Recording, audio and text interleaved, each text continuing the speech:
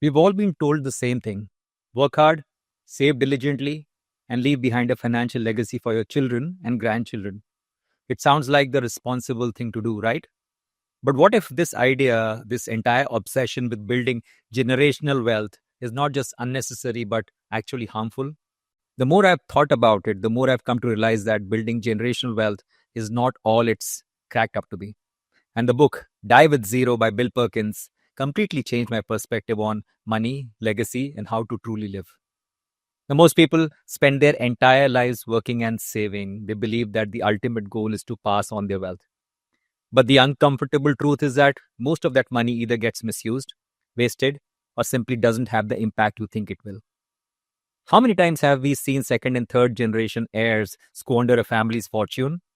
There's even a saying for this: shirt sleeves to shirt sleeves in 3 generations. The first generation builds, the second enjoys, and by the third, it's usually gone. But even when the money lasts, something else is often lost, and that's ambition, drive, and the hunger to create something meaningful. And that's the first major problem with building generation wealth, that it can kill ambition. When kids grow up knowing they have a financial cushion waiting for them, they don't need to push themselves as hard. They don't need to take risks to innovate or to develop the resilience that comes from figuring things out on their own. Sure, there are exceptions. Some kids from wealthy families do great things, but for every exception, there are dozens who drift through life without any real sense of purpose. The second problem is that it creates dependency instead of resilience. One of the greatest gifts you can give your children is not money, it's the ability to stand on their own 2 feet. Yet, when someone grows up knowing they'll inherit wealth, they may never develop true financial discipline. They don't learn how to make tough decisions or how to navigate financial challenges. Real confidence doesn't come from having a trust fund, it comes from knowing that no matter what happens, you can take care of yourself. And then there's the issue of purpose. Just think about it. What gives life meaning? It's the pursuit of something bigger than yourself. The struggles, the lessons, the moments of triumph after overcoming obstacles. But if you never have to struggle, if every door is already open for you, life can start to feel empty. This is why so many heirs to massive fortunes end up lost. They don't need to work, so they don't. They don't need to take risks, so they don't. And without the sense of challenge, life starts to feel like an aimless drift. Now, I'm not saying you should leave your kids with nothing. I'm saying you should leave them with enough so they don't fall, but not so much that it robs them of ambition. And the upside, that's for them to build. And this is exactly where the philosophy of Die with Zero comes in. If you haven't read this book, Die with Zero, let me break it down for you quickly. It's a book by Bill Perkins that challenges the traditional way we think about money. So instead of hoarding wealth for an uncertain future, Perkins argues that we should focus on using our money to maximize life experiences while we are still here. And his core idea is that money is a tool for living, not just for saving. Now, most people spend their whole lives accumulating wealth, always deferring joy, always planning for someday. But what happens?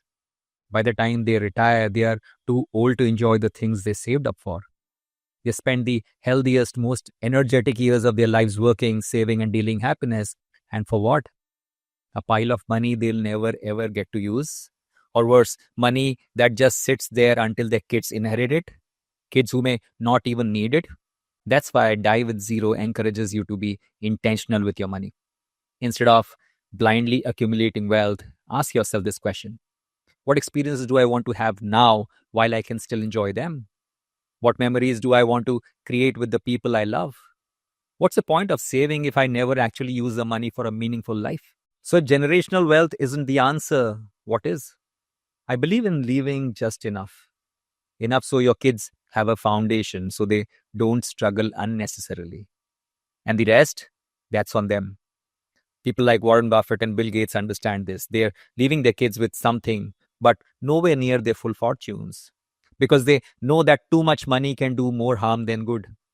Your kids don't need millions sitting in a trust fund. What they need is the ability to build something for themselves. Instead of chasing generational wealth, focus on living. Travel while you still can.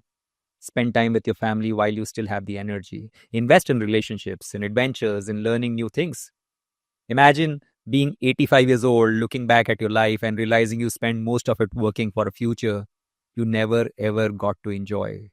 Wouldn't that be the real tragedy? So here's my challenge to you. Stop postponing joy. Stop thinking about wealth as something to hoard. Start using your money as a tool to create experiences, memories, and moments that actually matter. Because at the end of the day, what do you want to leave behind? A number in a bank account or a life that was truly lived? And I'd love to hear your thoughts. Do you agree with this philosophy of die with zero? Or do you still believe in building generational wealth? Let's start a conversation in the comments. And if this message resonated with you, please don't forget to like this video and subscribe for more insights on money, life, and living with purpose. I'll see you in the next one. Thank you so much.